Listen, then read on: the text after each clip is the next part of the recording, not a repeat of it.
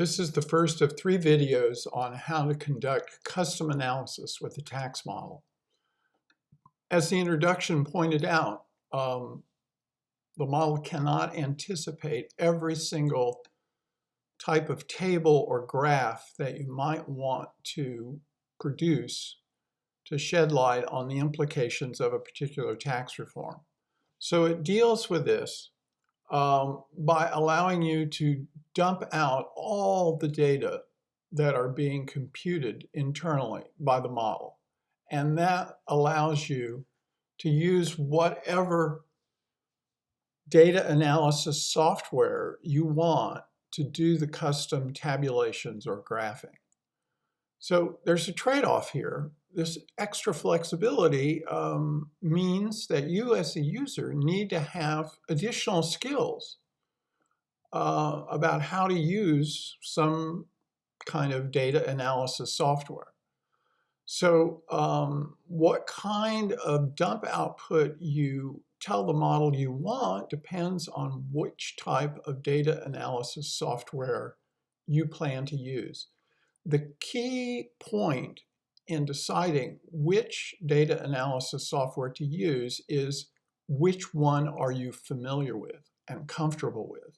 That's going to make you more productive. Most of the data analysis software will easily read a CSV, comma-separated value file, and then you can begin analyzing those data. That's the default in the tax model for the dump output, is to dump for the reform, not for current law, but for the reform, a CSV file.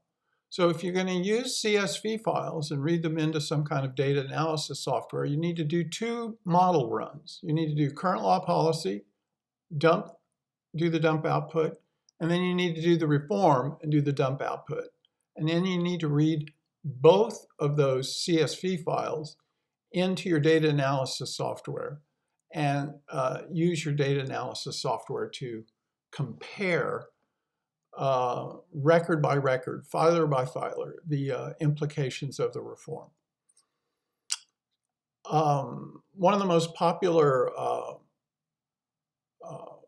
data analysis software is Python, and you already have that on your computer.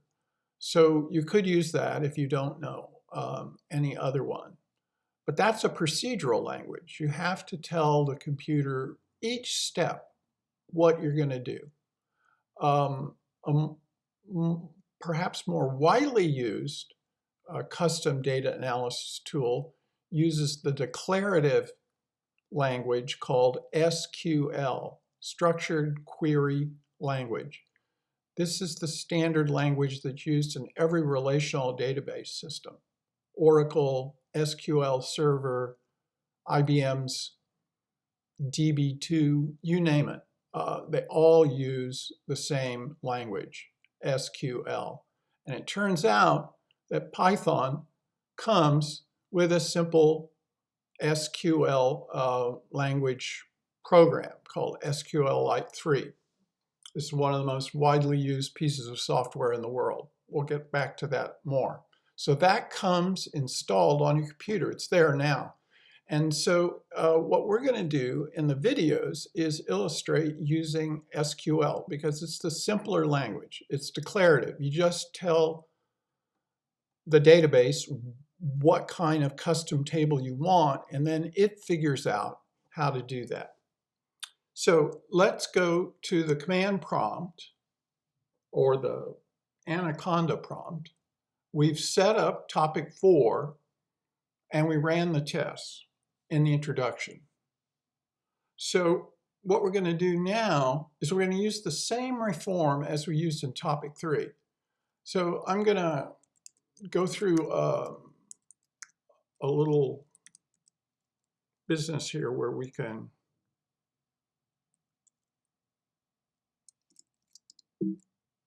copy that over.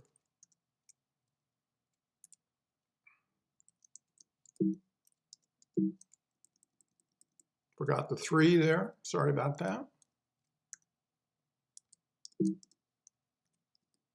Okay, there it is. Now, if I just show it to the screen, you'll see that this is the reform we worked with before. We want to redirect it so it doesn't come to the screen, but comes to a file. And we want it to be called topic 4 video reform.json.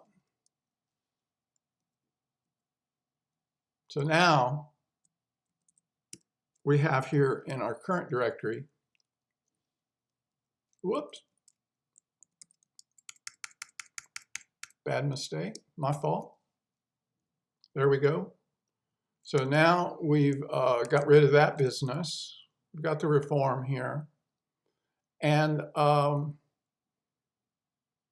we're going to clear the screen and we're going to do a run. We're going to do a run just like we did before. We're going to use the tax sample. We're going to do this for 2025. And we're going to use it for this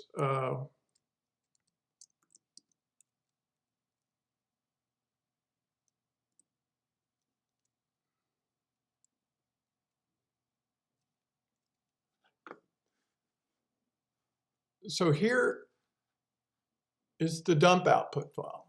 So let's read this whole sentence.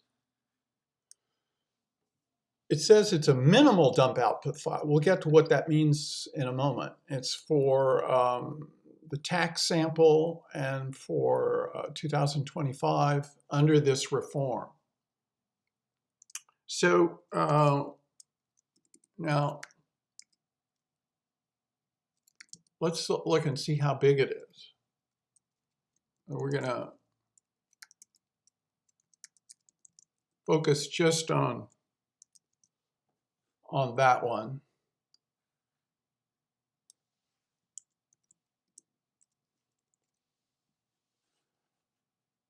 So if you see here, it's 13 megabytes. So we don't want to list it to the screen. So we can use just the head program to look at the first 10 rows. That's the default. Now, this is like any CSV file. The first row shows you which variables are there. And we can see there's really only 5 variables. That's why it's minimal. Now, obviously, there's many more variables that are being computed inside the tax model.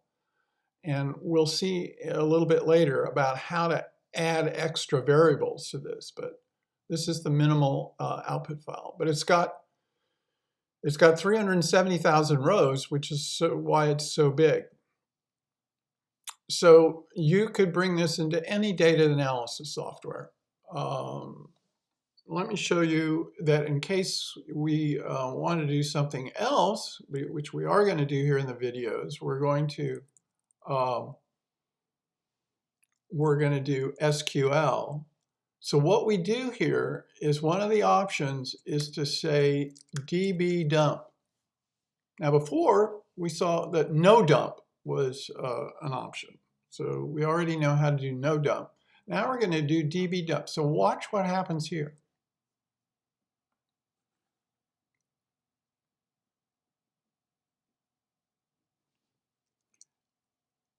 Now we can query this with our SQL3, which is built in. It's part of Python. It's been part of Python for more than 15 years, I think. And what we do is just tell it what database file we want to query. And also, I'm going to explain this in the next video, but I want to just what this business means. This just shows us what the tables are. So the database includes any database includes one or more tables. Here's one that's called REF for reform. And look, it's got these 5 variables in it that we saw in the CSV file, right? And here's the bonus.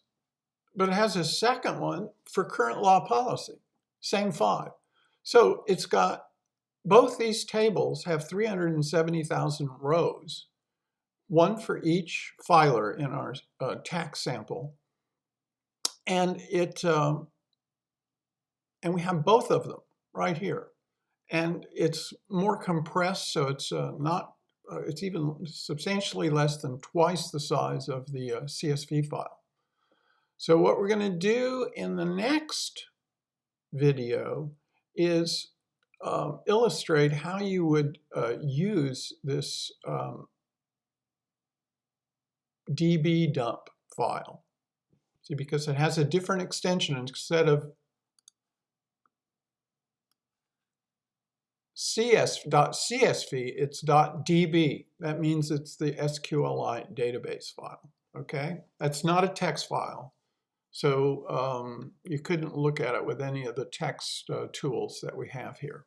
So in the next video, we'll start using SQLite to do some tabulations for this reform, some custom analysis.